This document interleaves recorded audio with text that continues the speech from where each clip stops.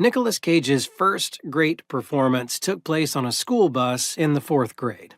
He was Nicky Coppola then, a skinny kid from a troubled family, but the character he was playing went by the name of Roy Richards, or maybe Roy Wilkinson. The name changes depending on the telling, but the gist of the tale, a treasured chestnut of an origin story, which Cage offered up frequently to interviewers during the early years of his career, is always the same. Cage was attending a school for juvenile delinquents after being expelled from elementary school for pranking his classmates by hiding bits of fried grasshoppers in egg salad sandwiches. On the bus to school, he was routinely beaten up by a belligerent bully, who forced Cage to hand over his Twinkies. One day, Cage grew tired of submitting to the bully's abuse. He devised a plan.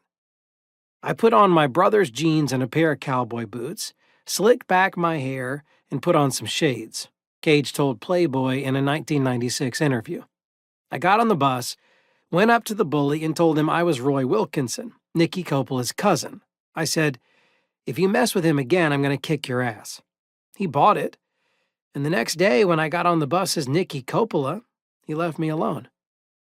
If this were a hacky Hollywood biopic, this would be the part of the screenplay where the words 7 years later flash on screen, and the narrative jumps ahead to Cage in early 80s garb, wandering into some audition.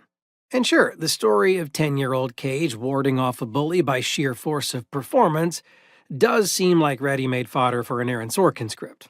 It really did happen, Cage insisted. And yet, for all intents and purposes, Cage's acting career began on that bus. Hamming it up for an audience of one, he sensed the power of transformation and absorbed the lessons that would power his ascent to stardom. Most crucially, that I could act and that there was power in being able to act. Perhaps even then, Cage, a sensitive young boy sponging up pop culture influences and ephemera swirling around him, sensed that his superpower lay in his imagination, that giving a great performance meant you had to risk looking ridiculous. Barking the whole alphabet, flipping over blackjack tables, screaming the hokey pokey at the top of your lungs. That if your own birth-given identity wasn't working out, you could discard it and carve out a better one. Or, who knows, maybe he was just happy to keep his Twinkies.